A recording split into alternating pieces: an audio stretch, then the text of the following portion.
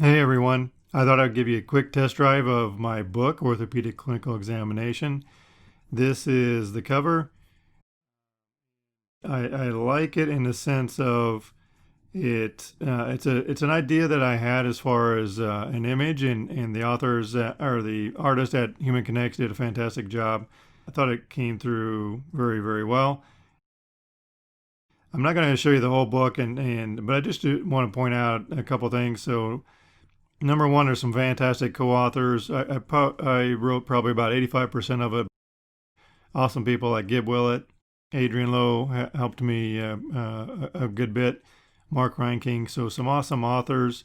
The first section of the book is your anatomy, a little bit of biomechanics, but it talks about the nervous system, talks about tissue injury and healing, and then it gets into the concepts of what are the principles of examination, and so it kind of goes into that a fair bit because that sets the stage for the rest of the meat of the book. And the meat of the book is going through a section of the body and how to do an exam, but the exam is the same that it is throughout every other part of the body, and it utilizes what I teach and what I describe as the funnel examination. And so the nice thing about the electronic version of the book is you can just quickly go to. So I want to go to the funnel exam, so I can quickly click on that and go to that section. And so this is where the section starts.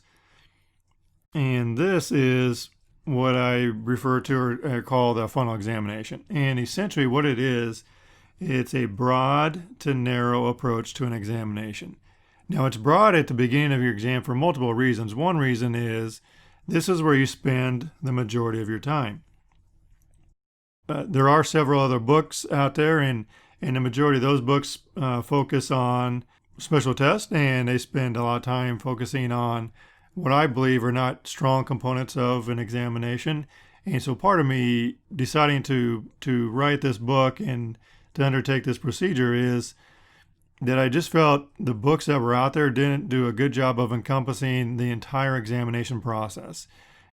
So I feel like this book does that. Obviously, I'm biased, but the approach I teach my students and I teach on some of my courses as well is because I think this is not only for novice clinicians, but I think it's a good systematic approach for experienced clinicians as well. And you spend the majority of your time in your exam up here, and then you narrow down as you go through. So you're not spending as much time doing these components in your exam as you are up in here. Interview is hugely important. We spend over a chapter on interview, and then each chapter in the meat of the book of the examination of the different sections of the body has an entire section on interview. And then in the back of each chapter talks about interview. So interview is a huge component of this book. Screening is a very large component of this book. There's an entire chapter on screening for non-musculoskeletal medicine. So if you're familiar with like William Boysenalt's type of work and that kind of stuff, a lot of that stuff is in here as well. And then there's chapters on each one of these. So we have a chapter on motion. We have a chapter on muscle performance. So the book builds up to what is the funnel examination, what are the components, what is the evidence for each component, and then how do you process it from there. So just to kind of give you an example of how the chapter goes. So this is the cervical exam. This is the cervical chapter, and it just kind of goes through different sections of it. So there's a TMJ chapter, and it goes to the cervical chapter, and so the beginning of the cervical chapter is the interview, and it talks about different components. What is the evidence for all that kind of stuff, and then it goes through each component of it. And then I would just want to kind of go to a section in the cervical spine. So here's a good example at the back of each chapter. So cervical spine, thoracic spine, and all the body parts.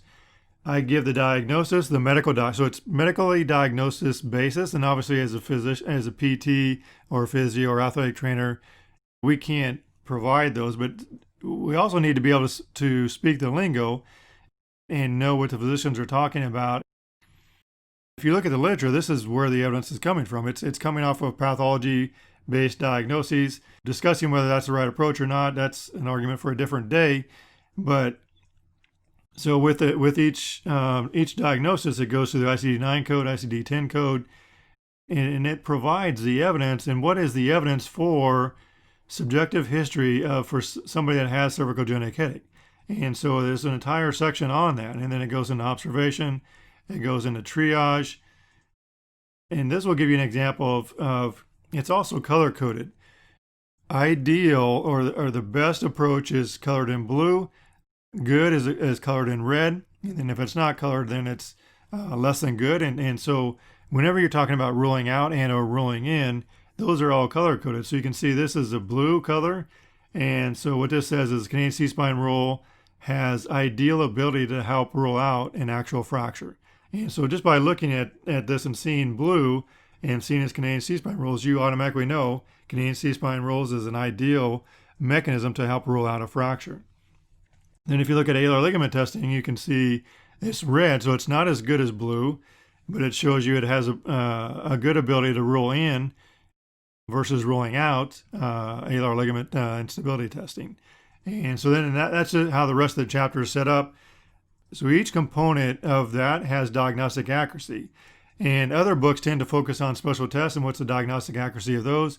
This book goes through the entire examination process. What's, cervical spine for mechanical neck pain. It talks about the diagnostic accuracy of PA assessments. But I do want to point out that it's more than just the different regions of the body. We do have we have a geriatric examination.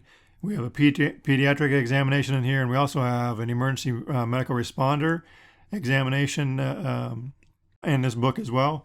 So I think it's pretty comprehensive, and obviously, again, I'm biased, but I do think it's currently the best book out there, and I hope you would take a look at it and see. I would appreciate your feedback if you do have the book and if you have utilized it. I would also appreciate if you could give a review on Amazon. So I hope you guys enjoyed the quick tour. Take care.